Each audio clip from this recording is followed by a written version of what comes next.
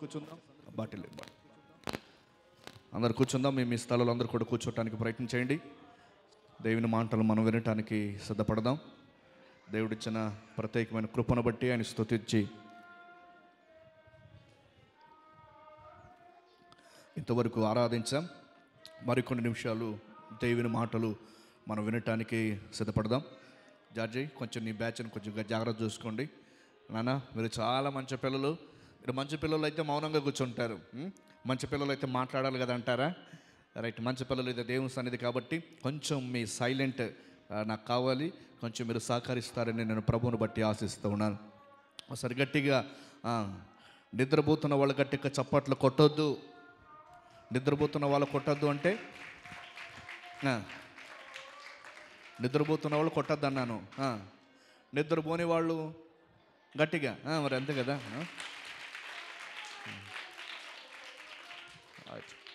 కొన్ని సందర్భాల్లో ఇప్పటికీ కన్ఫ్యూజ్ అవుతూ ఉంటారు కదా నా మాటలు.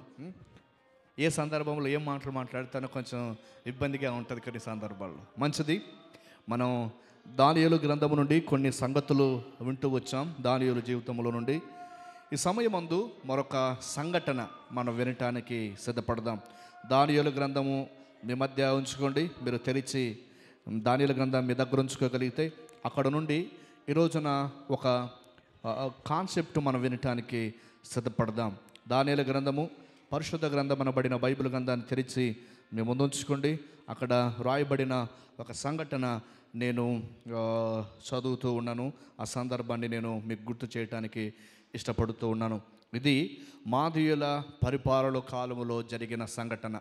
మాదీయుల పరిపాలనలో జరిగిన సంఘటనను ఈ సమయమందు మీ ముందు ఉంచాలని నేను ఇష్టపడుతూ ఉన్నా.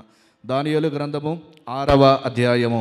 దానియేలు గ్రంథము 6వ అధ్యాయము మొదటి కొన్ని వచనాలలో దానియేలు వ్యక్తిత్వాన్ని గురించి రచయిత కొన్ని సంగతులు మనకు తెలియచేస్తూ ఉన్నాడు.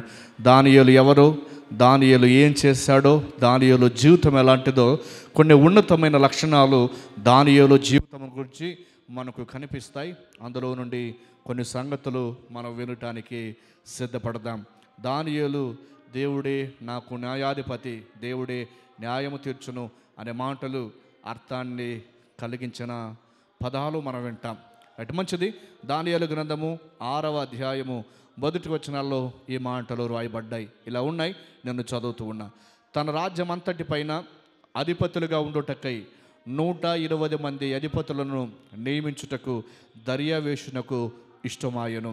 వారిపైన 3 ప్రధానులుగా నియమించను. ఈ 3లో దానియేలు ముఖ్యుడు. 2వ వచనం, రాజునకు నష్టము కలుగుకొనున్నట్లు ఆ అధిపతులు తప్పకుండా వీరికి లెక్కలు ఒప్పజెప్పవలనని ఆజ్ఞ ఇచ్చెను. 3వ వచనం, ఈ దానియేలు అతి శ్రేష్టమైన బుద్ధి గలవాడై ప్రధానులలోనూ అధిపతులలోనూ ప్రఖ్యాతి నొందిన వాడై ఉండెను గనుక రాజ్యమంతటి మీద అతనిని నియమించవలనని రాజు ఉద్దేశించెను అనే మాటలు చదువుతాం. ప్రియులారా, చదవబడిన లేఖన భాగంలో దానియేలును గురించిన కొన్ని సంగతులు మనకు కనిపిస్తాయి. ఇది మాదీయ పారసీకుల పరిపాలిస్తున్న కాలంలో ఈ మాటలు కనిపిస్తాయి. మాదీయ రాజుకు దర్యావేషు ఒక చక్కటి నిర్ణయాన్ని తీసుకున్నాడు. అంతకుముందు బబులోను సామ్రాజ్యాన్ని మనం చూసాం కదా. బబులోను సామ్రాజ్యములో నెబుకద్నెజరు కాలములో దానియేలు కలలు చెప్పిన వ్యక్తిగా మనం చూసాం. మాత్రమే కాదు, దానియేలు స్నేహితులు కూడా అగ్నిని కాస్త ఆహ్లాదకరమైన ఏసీగా మలిచి, ఒక మాటలో చెప్పాలంటే దేవుని మహిమపరిచి అగ్ని జ్వాలలో వాసన ఏమాత్రం దరికి చేరకుండా దేవుని కొరకు నిలబడిన వ్యక్తులుగా మనం దానియేలు యొక్క స్నేహితులను చూసాం. ఈ రోజున దానియేలు మాదీయుల కాలములు కూడా ఒక సంఘటనను ఎదుర్కోవాల్సి వచ్చింది. దానికంటే ముందుగా అసలు దానియేలు ఎవరు, ఏం చేస్తూ ఉన్నాడు, ఎలా ఉన్నాడు, ఆ సంగతులు మనం విందాం. దానియేలు 1వ అధ్యాయంలో మనం విన్నాం. రాజు భుజించు భోజనమును, రాజు పానము చేయు ద్రాక్షరసమును పుచ్చుకొని అపవిత్రపరచుకోకూడదని నిర్ణయించిన వ్యక్తిగా దానియేలును మనం చూస్తాం. వారు పరీక్షించారు. 10 దినాలు మమ్మల్ని పరీక్షించండి, తర్వాత మా ముఖాలు వారి ముఖాలు చూడండి అని చెప్పిన సందర్భాన్ని కూడా మనం విన్నాం. అంటే దానియేలు పవిత్రంగా ఉండాలనుకున్నాడు, దానియేలు పరీక్షింపబడ్డాడు. మాత్రమే కాదు, దానియేలు మంచి ఫిలాసఫర్, ఓ మాటలో చెప్పాలంటే తత్వజ్ఞానం తెలిసినవాడు, మంచి జ్ఞానం తెలిసినవాడు, అన్ని రకాల ఆరితేరిన విద్యలు నేర్చుకోగలిగిన వాడు. ఒక మాట చెప్పాలంటే మంచి యవనస్తుడు, రాజు కుటుంబానికి చెందినవాడు, రాజు గోత్రానికి చెందినవాడు. బబులోను సామ్రాజ్యంలో మంచి హ్యాండ్సమ్, ఒక మాటలో చెప్పాలంటే తల నుండి అరికాల వరకు ఎక్కడ కూడా ఎంతైనా లోపము కనిపించని మంచి సౌందర్యవంతుడైన యవనస్తుడు. ఇట్టి యవనస్తుడు దానియేలు పరాయి రాజ్యానికి బానిసగా కొనుక్కోబడితే ఆ పరాయి రాజ్యంలో ఒక నమ్మకమైన ప్రధాన స్థాయికి దేవుడు తీసుకెళ్లిన సందర్భాన్ని మనం చూస్తాం.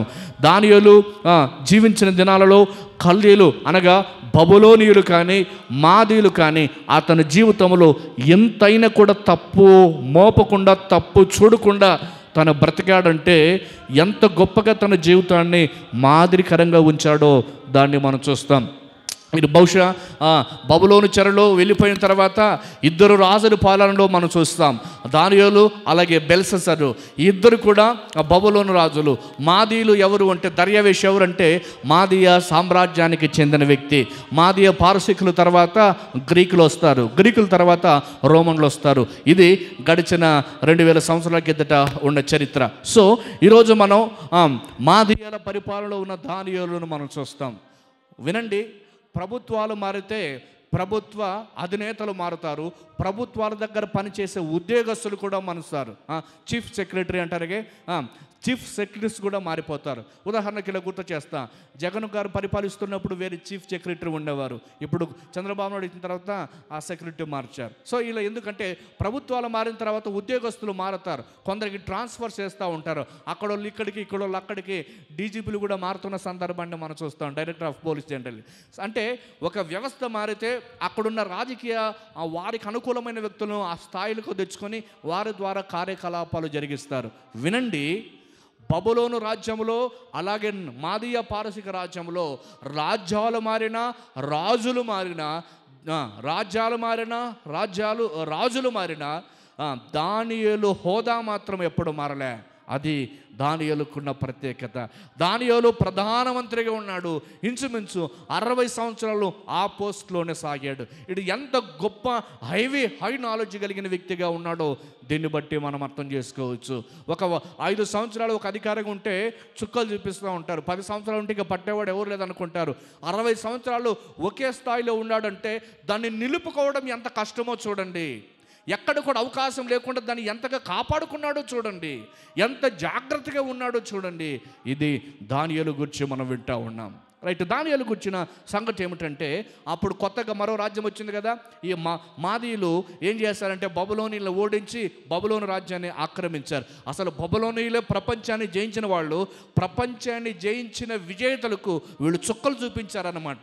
ప్రపంచాన్ని జయించిన బబులోనీయులతో వీరు పోటీపడి ఆ రాజ్యాన్ని సైలెంట్ పెట్టారు. ఆ రాజ్యాన్ని సైలెంట్ పెట్టి బబులోనీయుల సింహాసనపై వీరు పీట వేసుకుని కూర్చున్నారు. ఒక మాటలో చెప్పాలంటే పతనమైన బబులోను సామ్రాజ్యాలపై మాదీయ సామ్రాజ్యాన్ని నిలబెట్టడానికి, పతనమైన బబులోనీయుల రాజు పీఠాలపై వీరు మరొక సింహాసనం స్థాపించిన సందర్భాన్ని చరిత్రలో మనం చూస్తాం. రాజులు మారారు కాబట్టి రాజ్యాల్లో పనిచేస్తున్న వ్యక్తులు కూడా మారాలి. అందులో భాగంగానే 120 మంది అధిపతులను నియమించడానికి రాజైన దర్యావేషుకు ఒక ఆలోచన వచ్చింది.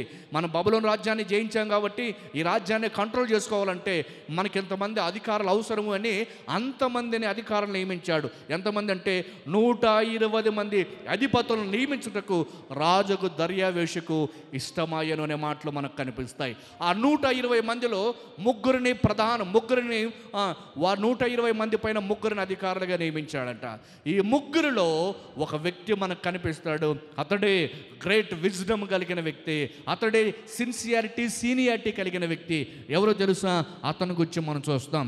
దానియేలు గ్రంథం 6వ అధ్యాయం 2వ వచనంలో వారిపైన ముగ్గురిని ప్రధానులుగా నియమించాను. ఈ ముగ్గురిలో దానియేలు ముఖ్యుడు. దేవుని నామానికి మహిమ కలుగును గాక.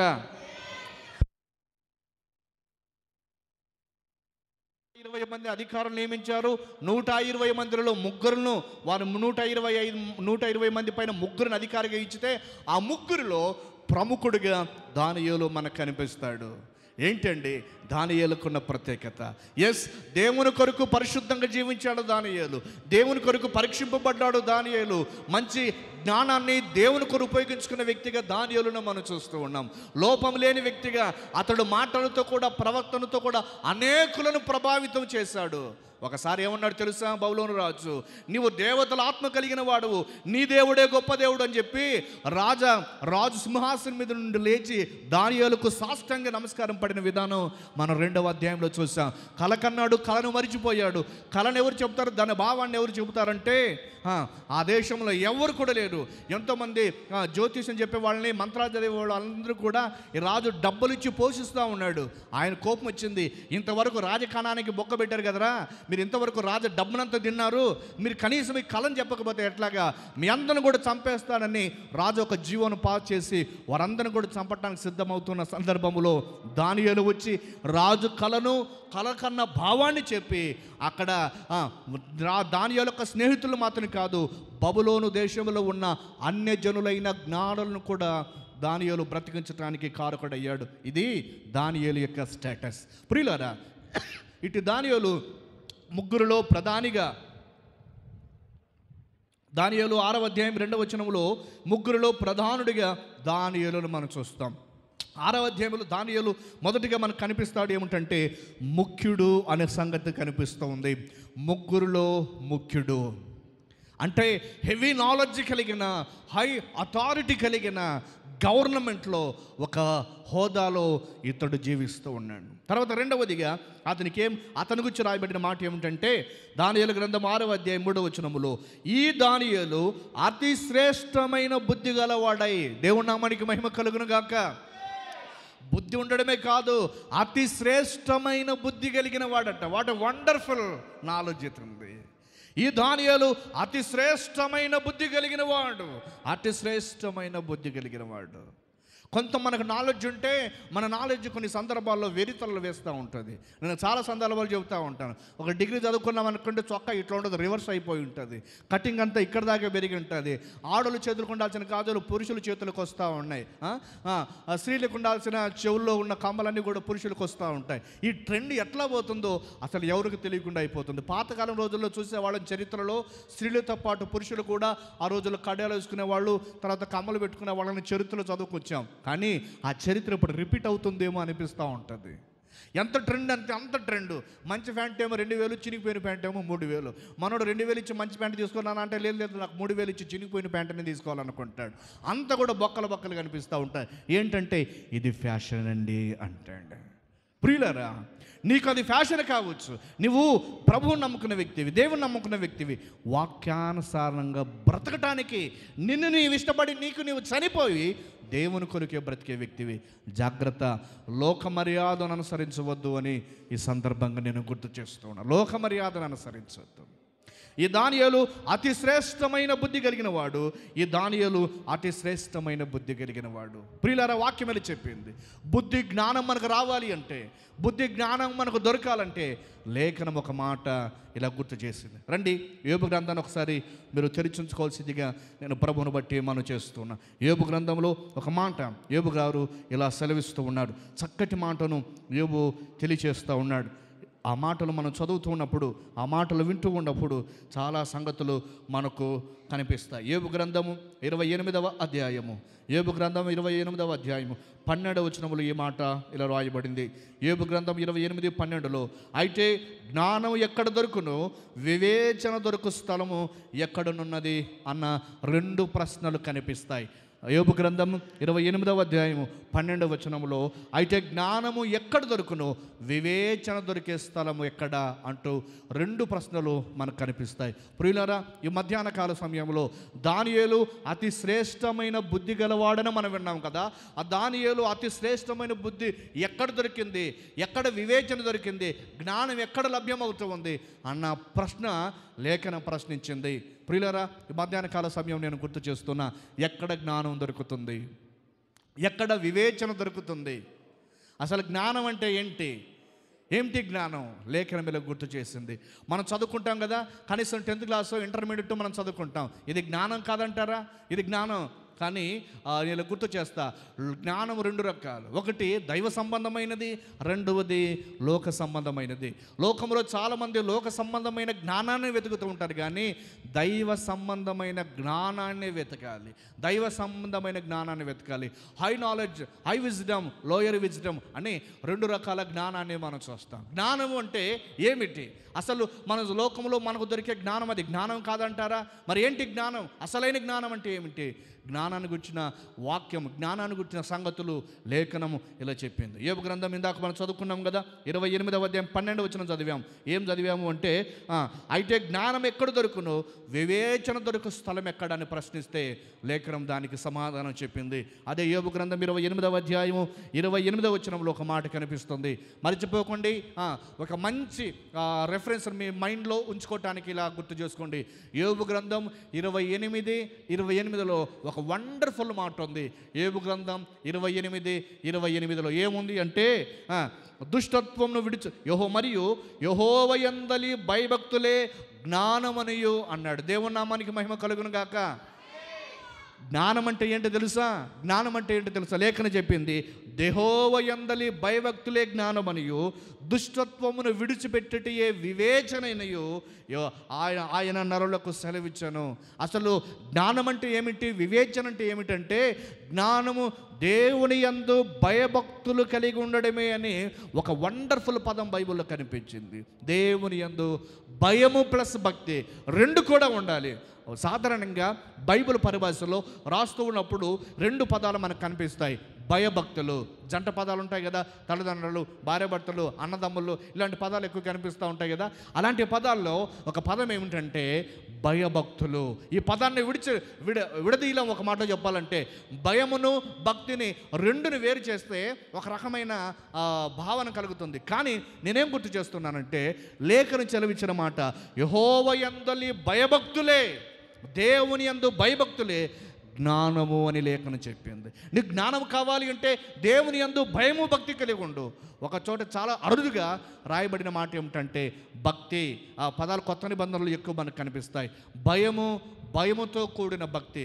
భక్తికి నిర్వచనం ఇచ్చాడు, అలాగే భయానికి కూడా నిర్వచనం ఇచ్చాడు బైబిల్ గ్రంథంలో దేవుడు. ఇక్కడ రాయబడిన మాట ఏమిటంటే, యెహోవా యందు భయభక్తులే జ్ఞానము అన్నాడు. భయభక్తులే జ్ఞానము. దేవుని యందు నువ్వు భయము భక్తి కలిగి ఉన్నావా అన్నది ప్రశ్న. దేవునికి నువ్వు భయపడితే పాపం చేయకుండా ఉంటావు. దేవునికి భయపడితే నువ్వు జాగ్రత్తగా ఉంటావు. కాబట్టి జ్ఞానం పొందాలంటే దేవుని యందు భయభక్తి కలిగి ఉండాలి. ఈ దానియేలు అతి శ్రేష్టమైన బుద్ధి కలిగిన వాడని 6వ అధ్యాయం 3వ వచనంలో చదివామే. దానియేలు గ్రంథము 6వ అధ్యాయం 3వ వచనంలో ఈ దానియేలు అతి శ్రేష్టమైన బుద్ధి కలిగిన వాడంటే, ఈ దానియేలు బుద్ధికి మూలమై ఉన్న, జ్ఞానానికి మూలమై ఉన్న దేవుని యందు భయభక్తులు కలిగి ఉన్నాడు. గట్టిగా చప్పట్లు కొడదాం. ఈ దానియేలు దేవుని యందు భయభక్తులు కలిగి ఉన్నాడు. గనుకనే అతనికి జ్ఞానం వచ్చింది, గనుకనే అతనికి బుద్ధి వచ్చింది. అందుకని చెబుతున్న మాట ఏమిటంటే, ఈ దానియేలు అతి శ్రేష్టమైన బుద్ధి కలిగిన వాడు. బుద్ధి మాత్రమే కాదు, అతి శ్రేష్టమైన బుద్ధి ఆయనకు ఉంది. ఆయన ఉన్నతమైన బుద్ధి కలిగిన వాడు. కారణం ఏంటంటే దేవుని యందు భయభక్తులు కలిగిన వాడు. అతడు తన పదవిని బట్టి ఎప్పుడు గర్వించిన వాడు కాదు.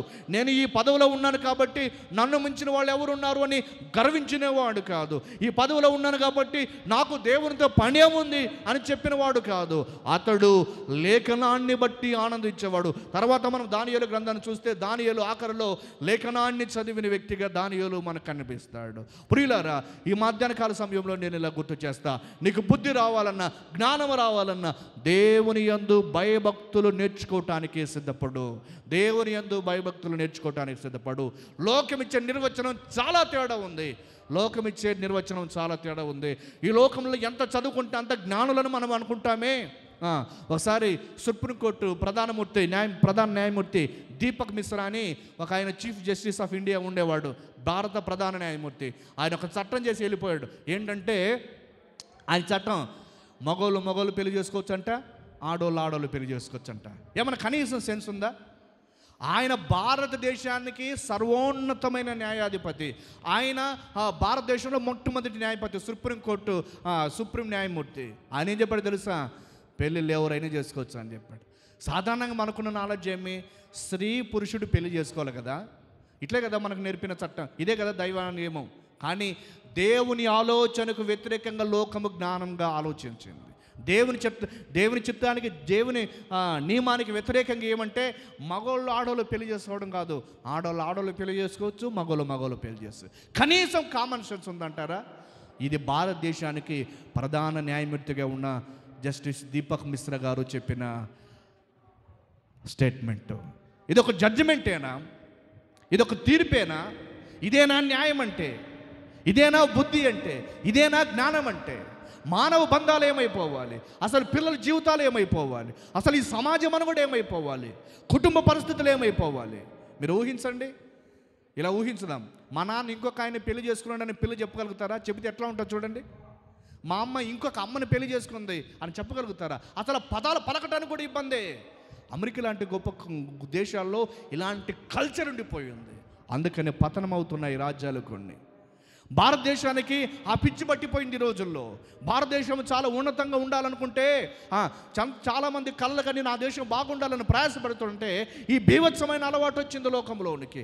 ఇది జ్ఞానం అనుకుంటూ ఉన్నారు సమాజం. చదువుకున్న వ్యక్తులు, మేధావి వర్గం దీన్ని సపోర్ట్ చేస్తూ ఉన్నారు చాలామంది. ప్రియులారా, భవిష్యత్తులో ఏం జరుగుతాయో మనం ఊహించలేము. చాలామంది ఈ రోజుల్లో పెళ్ళిళ్ళు లేకుండా ఉండటానికి ఇష్టపడతారు. పెళ్ళి అంటే కుటుంబంతో ఎగాల, పిల్లలతో ఎగాల, భార్యతో ఎగాల, రోజు కష్టపడి తేవాలా, ఎందుకురా స్వామి నాకు ఇవ్వదా అంటూ నేను సింగిల్గా ఉండాలని ఒంటరి జీవితానికి అలవాటు పడిన వ్యక్తులు చాలామంది ఉన్నారు. సంబంధాలు దొరికినా నాకు పెళ్లి మీద ఇంట్రెస్ట్ లేదని చెప్పే వ్యక్తులు ఉన్నారు. వినండి, వివాహాన్ని నిషేధించడంలో దుర్బోధలో ఒక బోధ. దేవుడు నిన్ను ఒక వ్యక్తిగా నియమించి నీ పట్ల ఒక బాధ్యత కలిగి దేవుడు ఉంటే, దేవుని ప్రణాళికకు, దేవుని చిత్తానికి, దేవుని ఆలోచనకు వ్యతిరేకంగా నీవు ప్రయాణం చేస్తూ ఉన్నావు. దేవుడు ఒక వ్యవస్థను ఏర్పాటు చేశావు. అంటే ఎక్కడ దొరికితే అక్కడ ఏ జీవితాన్ని ఆడుకుందామనే కదా దాని ఉద్దేశం. జాగ్రత్త, నీ పట్ల దేవునికి ఒక ప్రణాళిక ఉంది. నీ పట్ల